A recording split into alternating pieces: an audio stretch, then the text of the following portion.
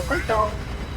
ఇక మొదటి నియోజకవర్గం ఖైరతాబాద్ హైదరాబాద్ జిల్లాలో అత్యంత ప్రతిష్టాత్మకమైన విఐపి పట్టణ నియోజకవర్గం. ఇది సికింద్రాబాద్ లోక్సభ పరిధిలోకి వచ్చే కీలక అసెంబ్లీ సెగ్మెంట్. రాష్ట్ర సచివాలయం, అసెంబ్లీ, రాజ్ భవన్ వంటి కీలక ప్రభుత్వ కేంద్రాలు ఉన్న స్థానం. విద్యావంతులు, ఐటీ ఉద్యోగులు, వ్యాపారవేత్తలు, మధ్యతరగతి కాలనీలు కావచ్చు, అదేవిధంగా బస్తీల కలయికతో ప్రత్యేక గుర్తింపు. ఇప్పుడు ట్రాఫిక్, నాలాల విస్తరణ, హుసేన్ సాగర్ కాలుష్యం, వరద సమస్యలు ప్రధాన ప్రజా అంశాలు. ఇక 2014 ఎన్నికల్లో చింతల రామచంద్రారెడ్డి బీజేపీ తరపున ఘన విజయం సాధించారు. కాంగ్రెస్ అభ్యర్థి దానం నాగేందర్పై 27,346 ఓట్ల మెజార్టీతో గెలుపొందారు. ఇక 2018లో దానం నాగేందర్ టీఆర్ఎస్, ప్రస్తుత బీఆర్ఎస్ తరపున భారీ విజయం సాధించారు. ముఖ్యంగా బీజేపీ అభ్యర్థి చింతల రామచంద్రారెడ్డిపై 28,402 ఓట్ల మెజార్టీతో గెలుపొందారు. ఇక 2023లో దానం నాగేందర్ బీఆర్ఎస్ తరపున వరుసగా రెండోసారి విజయం సాధించారు. కాంగ్రెస్ అభ్యర్థి పి విజయరెడ్డిపై 11,910 ఓట్ల మెజార్టీతో గెలుపొందారు. ఇక 2023 ఎన్నికల్లో కాంగ్రెస్ రెండో స్థానంలో, అదేవిధంగా బీజేపీ మూడో స్థానంలో నిలిచిన త్రిముఖ పోటీ స్పష్టంగా కనిపించింది.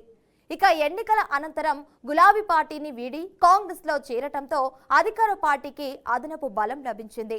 భవిష్యత్తు ఎన్నికల్లో కాంగ్రెస్, బీజేపీ, బీఆర్ఎస్ మధ్య తీవ్ర పోటీ కొనసాగే అవకాశాలు కనిపిస్తూ ఉన్నాయి.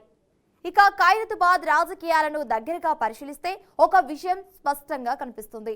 బస్తీల నుంచి బిజినెస్ సెంటర్ల వరకు, కార్మికుల నుంచి మధ్యతరగతి కుటుంబాల వరకు విస్తరించిన విభిన్న వర్గాలతో ప్రతిపక్ష అనుబంధాన్ని కొనసాగిస్తూ వచ్చిన నాయకత్వం ఇచ్చిన ముఖ్యంగా ఇక్కడ ప్రత్యేక గుర్తింపును సంపాదించింది.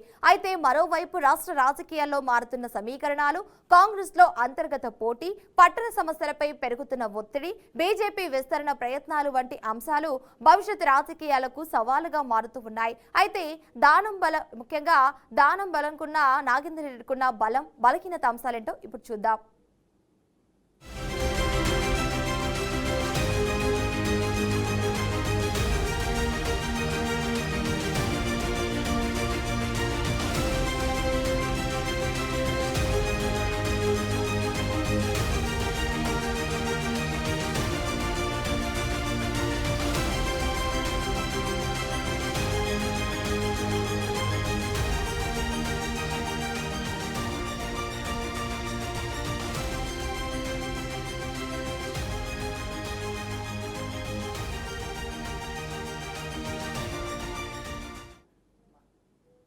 ఇక రాజకీయ బలం ఏంటో చూద్దాం.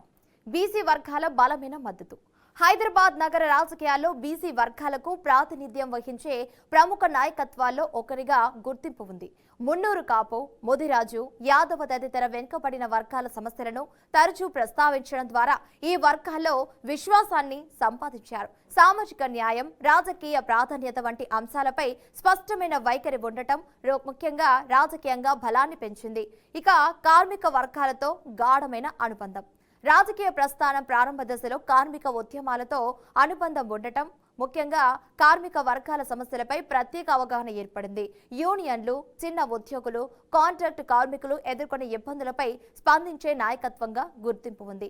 ఈ అనుబంధం ఎప్పటికీ నగరంలోని పలు ప్రాంతాల్లో రాజకీయ మద్దతుగా మారుతూ ఉంది. ఇక బస్తీల్లో తిరుగులేని క్షేత్రస్థాయి పట్టు. ఖైరతాబాద్ పరిధిలోని బస్తీలు, లోతట్టు ప్రాంతాలు, పేద వర్గాల్లో బలమైన నెట్వర్క్ ఏర్పడింది. స్థానిక సమస్యలు, సంక్షేమ పథకాలు, మౌలిక సదుపాయాల అంశాల్లో నిరంతరం జోక్యం చేసుకోవటం వల్ల ప్రజలతో ప్రత్యక్ష అనుబంధం కొనసాగుతోంది. ఇక ఎన్నికల సమయంలో ఈ పట్టు ఓట్ల రూపంలో ప్రతిఫలిస్తోందనే అభిప్రాయం రాజకీయ వర్గాల్లో ఉంది. ఇక మత సామరస్యాన్ని కాపాడే నాయకత్వం. హైదరాబాద్ వంటి బహుళ సంస్కృతుల నగరంలో అన్ని వర్గాలతో సమాన సంబంధాలు కొనసాగించడం ప్రధాన బలంగా మారింది. ముస్లిం, హిందూ, క్రైస్తవ వర్గాల మధ్య సమన్వయం సాధించే నాయకత్వంగా గుర్తింపు ఉండటం రాజకీయంగా అదనపు ప్రయోజనాన్ని కలిగిస్తోంది. ఇప్పుడు పట్టణ అభివృద్ధిపై ప్రత్యేక దృష్టి. సివరేజ్ లైన్ల ఆధునీకరణ, సీసీ రోడ్ల నిర్మాణం, బస్తీ దవాఖానాల అభివృద్ధి, కాలనీలో మౌలిక సదుపాయాల కల్పన వంటి అంశాలపై నిరంతర ఫోకస్ కనిపించింది.